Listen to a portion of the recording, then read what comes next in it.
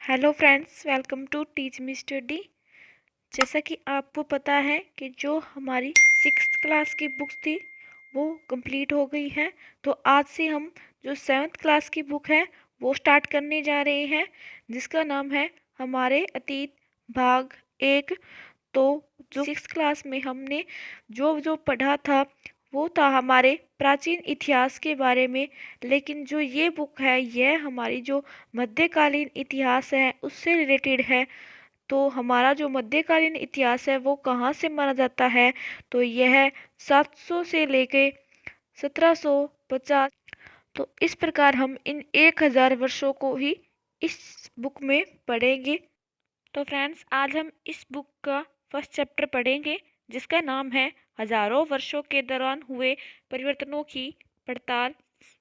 तो ये आपको पता ही है कि हम इसमें मध्यकाल को पढ़ेंगे, जो दिल्ली सल्तनत है उसके बारे में पढ़ेंगे, मुगल साम्राज्य के बारे में पढ़ेंगे, कौन कौन से शासक थे और उनके द्वारा कौन कौन सी इमारतों का निर्माण किया गया था,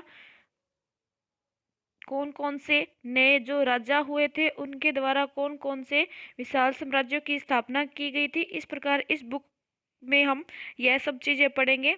तो आज का जो हमारा ये चैप्टर है इसके अंदर हम यह पढ़ेंगे कि इतिहासकार और उनके द्वारा ऐसे कौन कौन से स्रोत मिलते हैं जो हमें उस समय की जानकारी देते हैं, और इसके अलावा जो नए सामाजिक और राजनीतिक समूह हैं जो विकसित हुए थे उनके बारे में, और उस समय के जो प्रयोग की जाने वाली शब्दावली थी उनके बारे में पढ़ेंगे। ये यहाँ पे एशिया का मैप बनाया हुआ है, और ये है जो हमारे भूगोलवेत्ता थे जिनका नाम था अल इद्रिसी, उसके द्वारा बनाया गया है। दुनिया के नक्शे का एक हिस्सा जिसमें भारतीय उपमहाद्वीप को भूमि से जो समुद्र तक है इस मैप में दिखाया गया है। ये मानचित्र फर्स्ट है।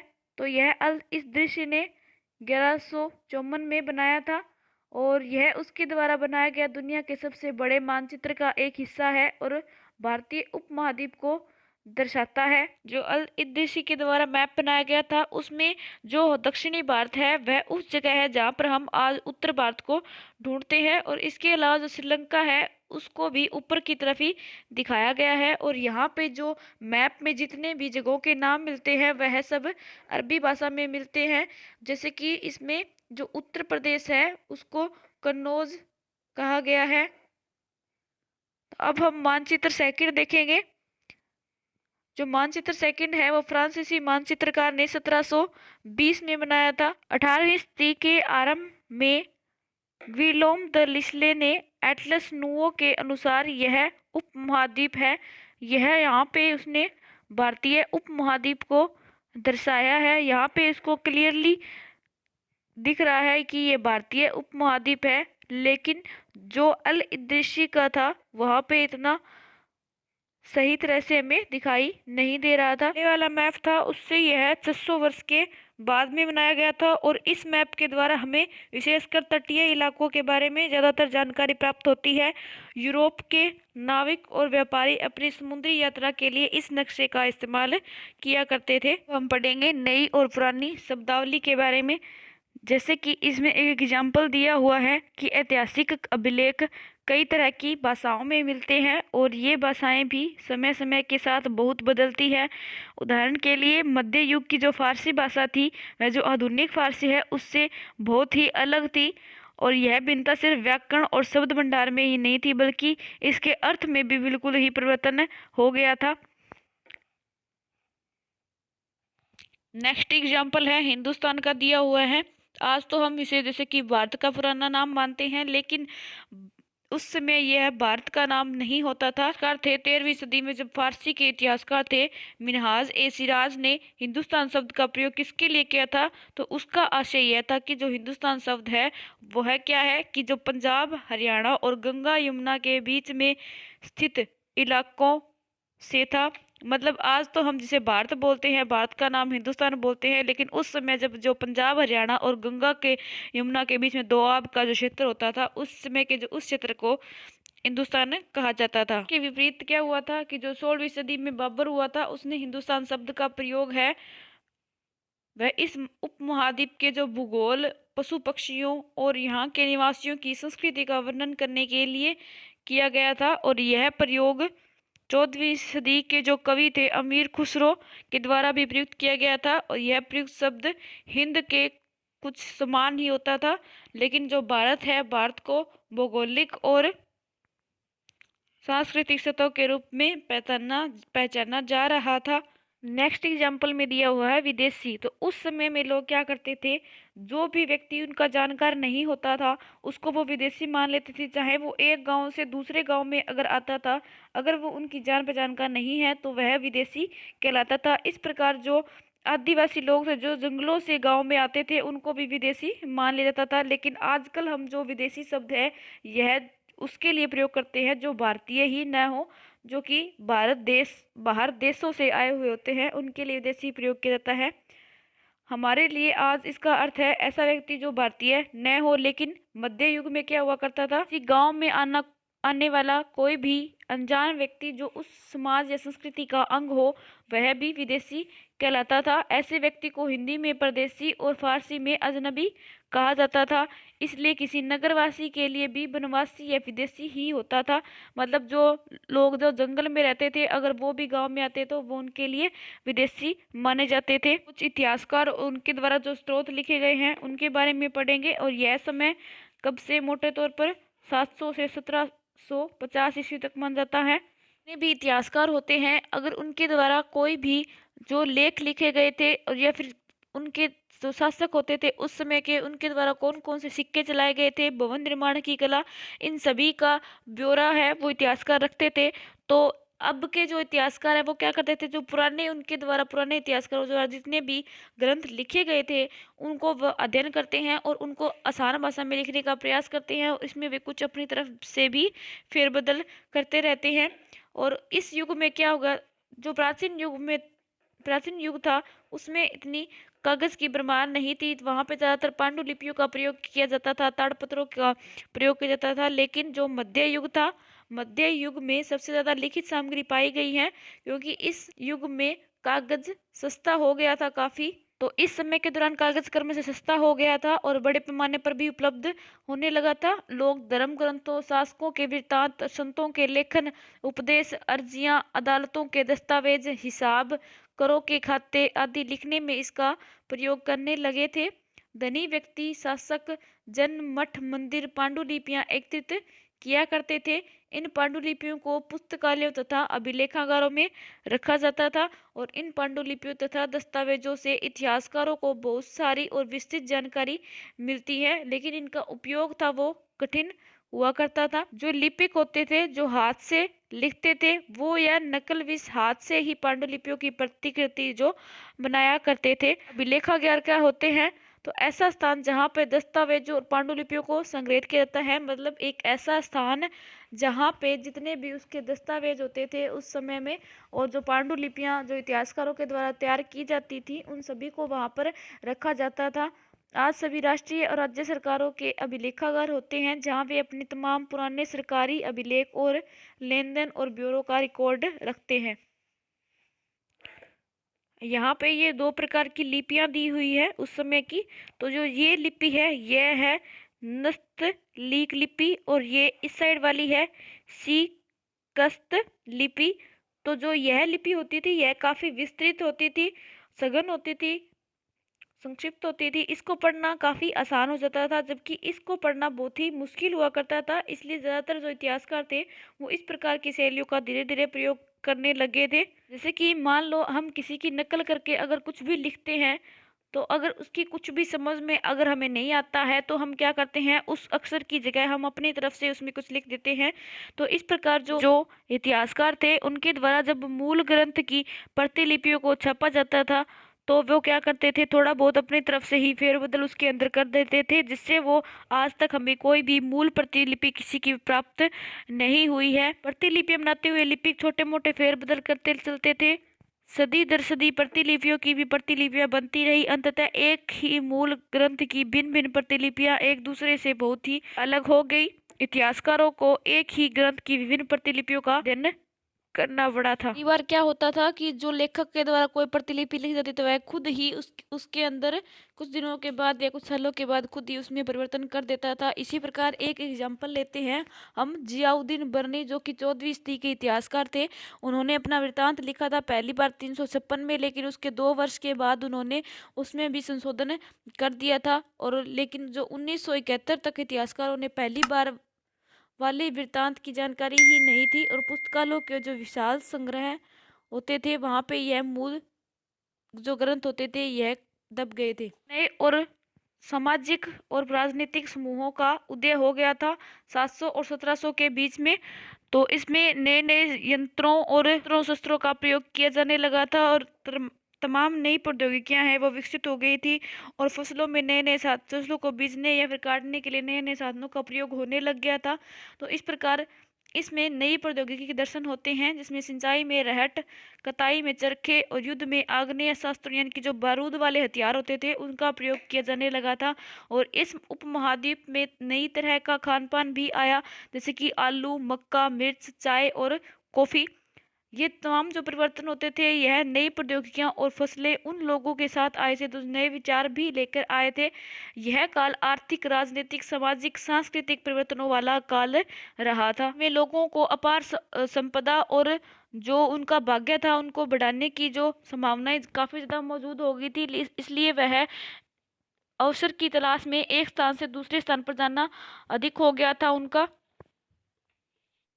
अब उनमें से जो एक समुदाय था जिसका नाम था राजपूत यानी कि राजा का पुत्र, वह 18वीं से 14वीं सदी के बीच यह नाम आमतौर पर योद्धाओं के लिए प्रयुक्त होता था, क्षत्रिय वर्ण के होते थे। जो राजपूत शब्द के अंतर्गत केवल राजा और सामंत वर्ग ही नहीं बल्कि वे सेनापति और सैनिक भी आते थे, जो पूरे उपमहाद्वीप में अलग अलग शासकों की सेनाओं में सेवारत होते थे।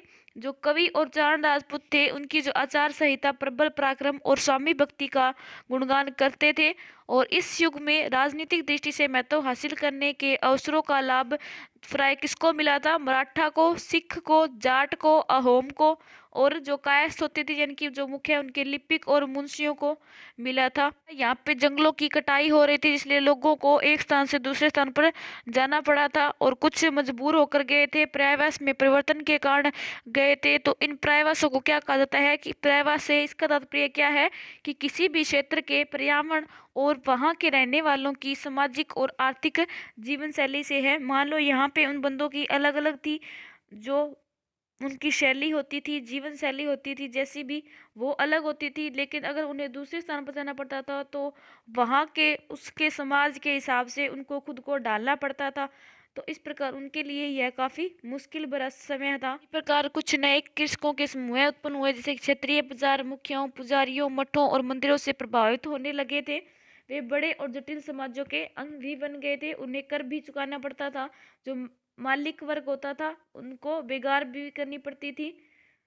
परिणाम स्वरूप किसानों के बीच में आर्थिक व सामाजिक अंतर बनने लगा था, क्योंकि कोई तो ज़्यादा उनको आश्रय प्राप्त हो गया था राजपूतों का, तो वो अधिक फल फूल गए थे, और कुछ गरीब जिनको बेगार करनी पड़ती थी। इसी प्रकार क्या हो गया था, जो कुछ के पास ज़्यादा उपजाऊ भूमि हो गई थी और कुछ मवेशी भी पालते थे, कुछ लोग खेती से खाली समय में दस्तकारी आदि का काम भी किया करते थे। समाज में अंतर काफी बढ़ने लगा था, लोग जातियों और उपजातियों में बंट गए थे, और पृष्ठभूमि व्यवसाय के आधार पर उन्हें समाज में ऊंचा या नीचा दर्जा दिया जाने लगा था, और ये दर्जे भी उनके स्थायी नहीं होते थे।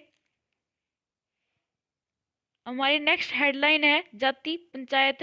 तो अपने सदस्यों के व्यवहार का नियंत्रण करने के लिए ये जातियां स्वयं अपने अपने नियम बनाती थी, और इन नियमों का पालन जाति के बड़े बुजुर्गों की एक सभा करवाती थी, जिसे जाति पंचायत कहा जाता था। नेक्स्ट है क्षेत्र और साम्राज्य। तो इसमें हम यह पढ़ेंगे कि कौन कौन सा क्षेत्र था और वहां पे किन किन राज्यों का साम्राज्य स्थापित हुआ करता था। चोल, तुगलक, मुगल जैसे बड़े बड़े राज्यों के अंतर्गत कई सारे क्षेत्र आते थे। दिल्ली के सुल्तान गयासुद्दीन जो बलबन था, जो 1266 से 1287 की प्रशंसा में एक प्रशस्ति लिखवाई गई थी, संस्कृत प्रशस्ति, जिसका नाम था प्रशस्ति। क्या होती थी? किसी भी राजा की प्रशंसा में लिखवाई गई प्रतिलिपि होती थी। उसे एक विशाल साम्राज्य का शासक बताया गया था बलबन को, किसमें? संस्कृत प्रशस्ति में। जो पूर्व में बंगाल यानी कि बंगाल का पुराना नाम क्या था, गोड़, से लेकर पश्चिम में अफगानिस्तान के गजनी यानी कि गजन, और जिसमें संपूर्ण दक्षिणी भारत यानी कि जो दक्षिणी भारत को क्या कहा जाता था, द्रविड़, गोड़, आंध्र, गोड़ किसका नाम था, बंगाल का नाम था।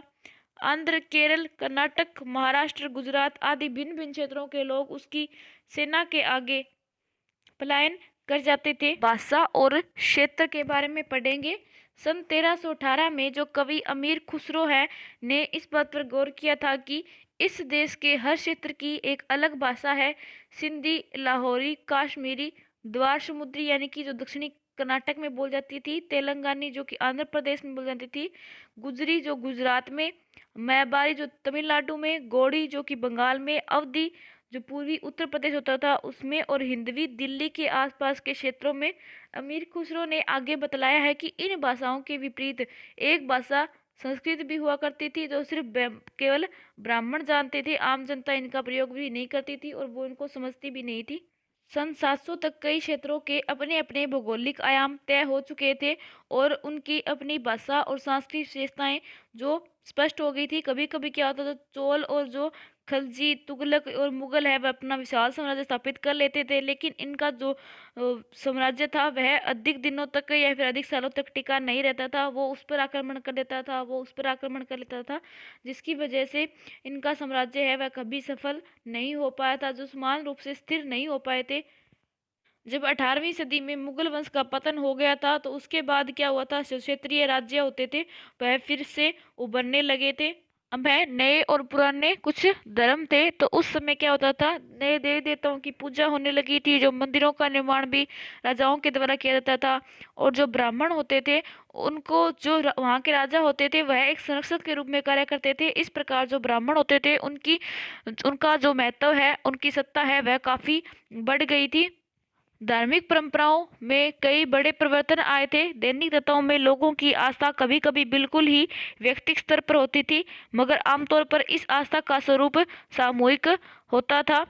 जो धर्म होते थे, धर्म प्राय स्थानीय समुदायों के सामाजिक और आर्थिक संगठन से ही संबंधित होते थे, और समुदायों का जो सामाजिक अंतर होता था वह बदलता गया और इन आस्थाओं में भी परिवर्तन आता गया। और इन ये परिवर्तन निम्न थे कि नए देव देवताओं की पूजा होने लगी थी, राजाओं द्वारा मंदिरों का निर्माण किया जाने लगा था, और समाज में पुरोहितों यानी कि जो ब्राह्मण होते थे का महत्व बढ़ा और उनकी सत्ता भी बढ़ी थी। संस्कृत ग्रंथों के ज्ञान के कारण समाज में जो ब्राह्मण होते थे उनका बड़ा आदर होने लगा था। इनके संरक्षक थे, और संरक्षक क्या होते कि कोई भी प्रभावशाली या धनी व्यक्ति जो किसी कलाकार या शिल्पकार या विद्वान या अभिजात जैसे किसी अन्य व्यक्ति को मदद या सहारा दे। नए नए शासक जो स्वयं प्रतिष्ठा की चाह में थे, इन संरक्षकों का समर्थन होने के कारण समाज में इनका दबदबा और भी अधिक बढ़ गया था। अब धीरे धीरे भक्ति की अवधारणा ने भी जन्म ले लिया था और इस उपमहाद्वीप में नए नए धर्मों का भी आगमन होने लगा था। कुरान शरीफ का संदेश भारत में पहले 7वीं सदी में व्यापारियों और आप्रवासियों के जरिए पहुंचा था। कुरान शरीफ को अपना धर्म ग्रंथ मानते थे। केवल वह एक ही ईश्वर या अल्लाह की सत्ता को स्वीकार करते थे, जिनका प्रेम, करुणा, उदारता अपने में आस्था रखने वाले हर व्यक्ति को गले लगाता है, चाहे उस व्यक्ति की सामाजिक पृष्ठभूमि कुछ भी रही हो। कई इस्लाम शासक और विद्वान धर्मशास्त्रियों और न्याय शास्त्रियों, अर्थात इनको न्याय शास्त्रियों को क्या कहा जाता था, उलेमा कहा जाता था, इनको संरक्षण देते थे। इनकी व्याख्या दो तरह से की गई है। जो पहले होते थे वो होते थे सिया और दूसरे होते थे सुन्नी। जो सिया होते थे वो पैगंबर साहब के दामाद अली को मुसलमानों का विधि सम्मत नेता मानते थे, और जो सुन्नी होते थे वो खलीफाओं के प्रभुत्व को स्वीकार करते थे। तो इस्लाम के आरंभिक दौर में इस धर्म का नेतृत्व करने वाले खलीफा कहलाते थे। खलीफा किनको कहा जाता था? जो इस्लाम के आरंभिक दौर में इस धर्म का जो नेतृत्व करते थे उनको खलीफा कहा जाता था। इस्लामी न्याय सिद्धांत, विशेषकर भारत में हनफी और सफ़ी ऐसे सिद्धांत हैं कि विभिन्न परंपराओं में भी कई महत्वपूर्ण अंतर रहे हैं। ऐसे ही धर्म सिद्धांतों और रहस्यवादी विचारों को लेकर विभिन्नताएं देखने को हमारे समाज में मिलती हैं। हम सिर्फ इम्पोर्टेंट लाइन को पढ़ रहे हैं, आप ये मत सोचना कि मैं आपको बहुत कम पढ़ा रही हूँ। बेफालतू की चीज़ें पढ़ने का कोई मतलब ही नहीं रहता था। तो आप सिर्फ जो मैं पढ़ा रही हूँ, आप सिर्फ वो लाइन जो इम्पोर्टेंट है सिर्फ आप उनको लिख लोगे अपने नोट्स में, जो कि आपका जब भी एग्जाम होगा तो उनको आपको रिवीजन करने में आसानी होगी। पूरी बुक आप नहीं पढ़ना है आपको।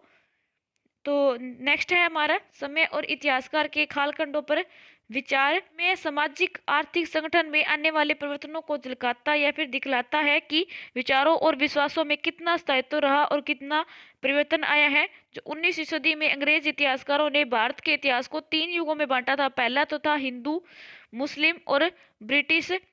जब हिंदुओं का शासन था उसके बाद मुस्लिम एकता वो अलग हो गई थी। उसके बाद जो अंग्रेजों ने अब यहाँ पे शासन किया था, मध्यकालीन इतिहास कहा जाता है इसे, जो 700 से 1750 ईस्वी तक का था।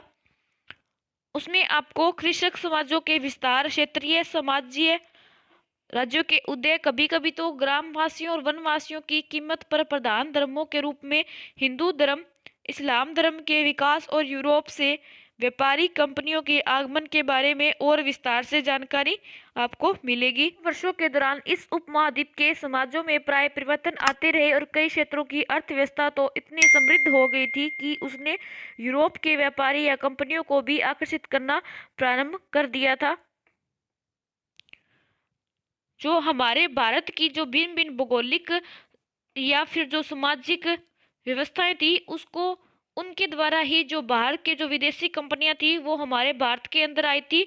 और धीरे धीरे क्या हो गया था कि ये कंपनियां आई तो व्यापार करने के लिए थी यहाँ पे, और धीरे धीरे इन लोगों ने अपना प्रभुत्व स्थापित करना स्टार्ट कर दिया था। और जो इन्होंने हिंदू समाज और 3 समाजों को माना है, तो हिंदू पहले हिंदुओं में सिर्फ हिंदू ही नहीं उसके अलावा मुसलमानों को भी एकता थी, इसलिए उनको भी शामिल किया जाता था। लेकिन जो अंग्रेज अधिकारी थे उनके द्वारा फूट डालो व राज करो की नीति अपनाई गई थी, जिसके द्वारा हिंदू और मुस्लिम की एकता को तोड़ दिया गया था। बाद में हिंदू को अलग माना गया था और मुसलमानों को अलग दर्जा दिया गया था। अभ्यास के क्वेश्चंस हैं, हम वो पढ़ेंगे। तो अतीत में विदेशी किसे माना जाता था?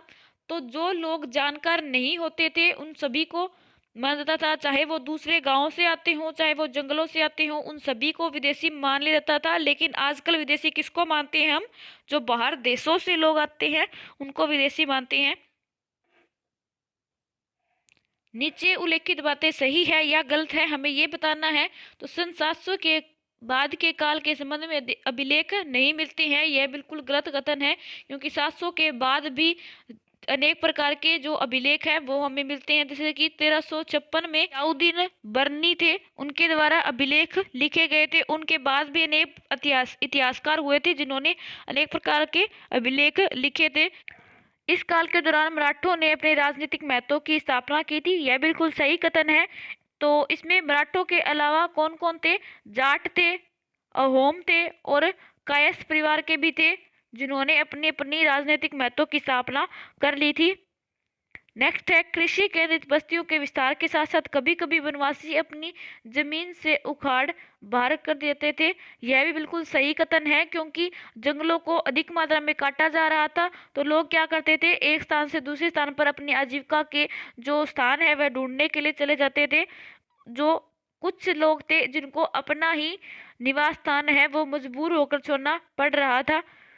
अब है सुल्तान गयासुद्दीन बलबन असम, मणिपुर, कश्मीर का शासक था, यह बिल्कुल गलत कथन है, क्योंकि जो सुल्तान गयासुद्दीन बलबन था वह दिल्ली का शासक था। और इसके अलावा जो उसका जो विस्तार है वह पश्चिम बंगाल और यहाँ पर जो अफगानिस्तान जो गजनी है वहां तक फैला हुआ था, उसके आगे नहीं था। अब है, रिक्त स्थानों को भरो। अभिलेखागारों में क्या रखा जाता था? तो पांडुलिपि या जो दस्तावेज होते थे उनको रखा जाता था। 14वीं सदी का एक इतिहासकार कौन था? तो यह था जियाउद्दीन बर्नी, जो कि 1356 में जो ग्रंथ लिखे गए थे।